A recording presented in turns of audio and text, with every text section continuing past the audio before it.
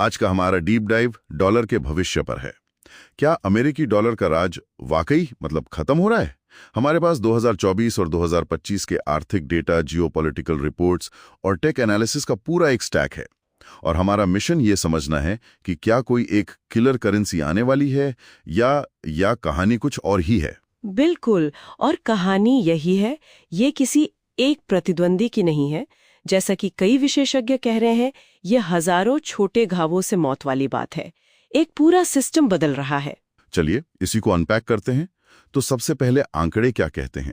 क्या देश सच में डॉलर से दूर जा रहे हैं? देखिए, आंकड़े एक मिलीजुली तस्वीर दिखाते हैं। अगर हम ग्लोबल सेंट्रल बैंक्स के रिजर्व्स को देखें तो डॉलर की हिस्सेदारी 2001 में करीब 72% थी, जो 2025 तक घटकर लगभग 57% हो गई है। ओह, तो ये गिरावट तो है, धीमी है पर है। हाँ, गिरावट स्पष्ट है। लेकिन जब बात ग्लोबल ट्रेड और पेमेंट्स की आती है तो SWIF का डेटा दिखाता है कि आज भी लगभग 59% लेन देन डॉलर में ही होते हैं। अच्छा, इसे नेटवर्क प्रभाव कहते हैं, है ना?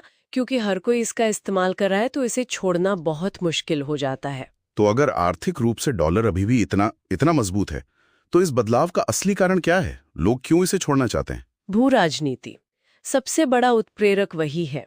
2022 में जो रूस के 300 बिलियन डॉलर के रिजर्व्स को फ्रीज किया गया, वो एक बहुत बड़ा मोड़ था। हाँ, वो तो गेम चेंजर था। बिल्कुल, उसे फाइनेंस का हथियारीकरण कहा गया।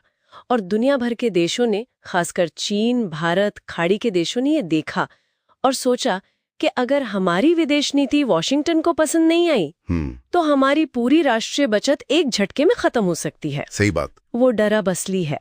और शायद इसीलिए ब्रिक्स समूह की भूमिका इतनी ज्यादा बढ़ गई है ना? क्या वो डॉलर को बदलने के लिए अपनी कोई करेंसी बना रहे हैं? देखिए, ये जो ब्रिक्स करेंसी की बात है, ये असल में एक मिथक ज्यादा है। भारत जैसे देश इसके पक्ष में नहीं है। उन्हें डर है कि ये चीनी युआन का ही दूसरा रूप बन जाएगी। अच्छा। जो चीज असल में हो रही है और जो ज्यादा महत्वपूर्ण है, वो है टेक्नोलॉजी, जैसे ब्रिक्स पे और प्रोजेक्ट एम्ब्रिज। ये क्या है? ये ऐसे सिस्टम है जो देशों को सीधे अपनी अपनी करेंसी में व्यापार करने की सुविधा देते हैं। मतलब डॉलर और स्विफ्ट सिस्टम पूरी तरह से बायपास हो जाते हैं। तो वो डॉलर पर हमला नहीं कर रहे हैं, बस उसके चारों ओर से एक नया रास्ता बना रहे हैं। बिल्कुल। लेकिन चीन के युआन का क्या वो डॉलर का मुख्य प्रतिद्वंदी नहीं बन सकता? चीन की महत्वाकांक्षाएं तो बहुत बड़ी हैं, लेकिन उनके सामने एक क्लासिक आर्थिक पहेली है जिसे असंभव त्रिमूर्ति कहते हैं। असंभव त्रिमूर्ति? हाँ, मतलब वो अपने कैपिटल मार्केट को पूरी तरह से खोल नहीं सकते। इसका मतलब ये है कि निवेशक अपना पैसा आसानी से चीन से बाहर नहीं निकाल सकते। और जब तक ये नहीं बदलता तब तक युआन एक ट्रेडिंग करेंसी तो बन सकता है, पर डॉलर जैसा सुरक्षित आश्रय नहीं बन सकता, जहां आप बिना डरे अपना पैसा रख सके। यहाँ एक और बहुत दिलचस्प बात निकल कर आ रही है। देश सोने की तरफ लौट रहे हैं। हाँ, ये बहुत ही ज्यादा महत्वपूर्ण है। चीन, भारत, पोलैंड, इन जैसे देशों के सेंट्रल बैंक रिकॉर्ड मात्रा में सोना खरीद रहे हैं। क्यों? क्योंकि सोना किसी देश की देनदारी नहीं है, उसे कोई प्रिंट नहीं कर सकता और उसे फ्रीज भी नहीं किया जा सकता। बिल्कुल, ये अनिश्चितता के खिलाफ एक अंतिम बीमा है। तो इन सब का क्या मतलब है? क्या डॉलर खत्म हो रहा है? डॉलर खत्म नहीं हो रहा है, लेकिन उसका जो एकाधिकार था वो खत्म हो रहा है।